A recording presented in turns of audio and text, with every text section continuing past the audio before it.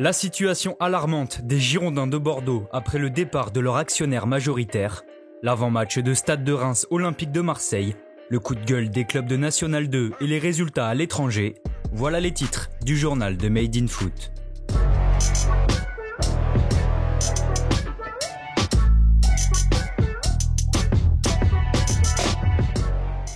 Tremblement de terre à Bordeaux. Dans la soirée d'hier, l'actionnaire majoritaire des Girondins King Street a annoncé qu'il abandonnait le projet bordelais via un communiqué. Le fonds d'investissement américain explique se retirer du projet à cause de la baisse des recettes du club suite à la défaillance de Mediapro et à la crise du Covid-19. Suite à cette annonce, d'anciens joueurs comme Vicente Lizarazu se sont dit choqués, tristes et écœurés quand Christophe Dugarry a lui traité les propriétaires d'ordures. De son côté, la légende Alain Giresse s'est alarmé sur la situation financière et sportive catastrophique du club aquitain.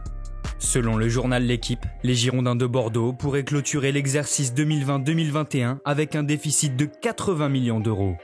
Au vu de cette situation financière préoccupante, le club a donc été placé sous la protection du tribunal de commerce de Bordeaux en attendant de trouver une solution et pour éviter un dépôt de bilan.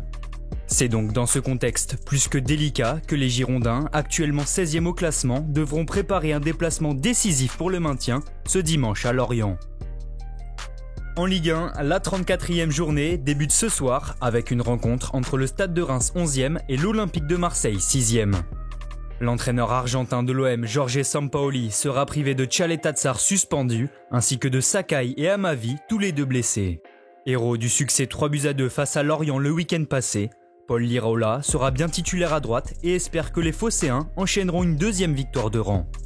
Quasi assuré de se maintenir dans l'élite et trop distancé pour jouer l'Europe, la formation rémoise est une équipe difficile à manœuvrer.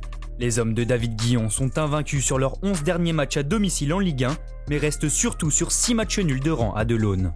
Le défi est donc double pour l'OM, percer le verrou champenois tout en se méfiant des armes offensives telles que Boulaïdia, 14 buts cette saison, coup d'envoi de la partie à 21h. En France toujours, les clubs de National 2 enragent contre la FFF. Privés de compétition depuis le deuxième confinement d'octobre 2020, les 1500 joueurs de la 4e division restent dans le flou et ne savent toujours pas si leur saison pourra reprendre ou non. Alors que la FFF devait rendre son verdict sur la suite de l'exercice 2020-2021 hier, le comité exécutif a été reporté aux grandes dames des clubs de National 2. Par l'intermédiaire d'un communiqué publié dans la soirée, un collectif regroupant 38 clubs a exprimé son mécontentement. Il qualifie la situation d'inacceptable et explique avoir le sentiment d'être pris en otage. Notre championnat ne doit pas être une variable d'ajustement et mérite le respect, ont-ils demandé. En Angleterre, Leicester se rapproche de plus en plus d'une participation à la Ligue des Champions.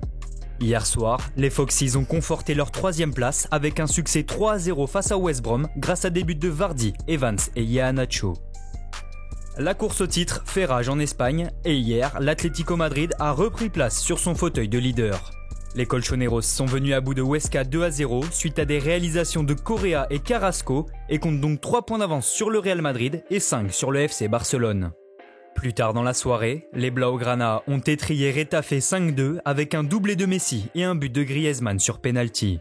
Les Catalans remontent donc à la 3e place du classement et comptent un match de moins que ses concurrents.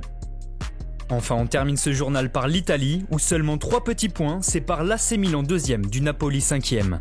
Hier, les coéquipiers de Lorenzo Insigne, auteur d'un doublé, ont explosé la Lazio 5-2 quand dans le même temps, l'Atalanta 3e a été tenu en échec 1 but partout sur le terrain de l'AS Roma 7e. Merci à tous de nous avoir suivis. N'hésitez pas à vous abonner, liker et partager. On se retrouve très bientôt pour un nouveau journal.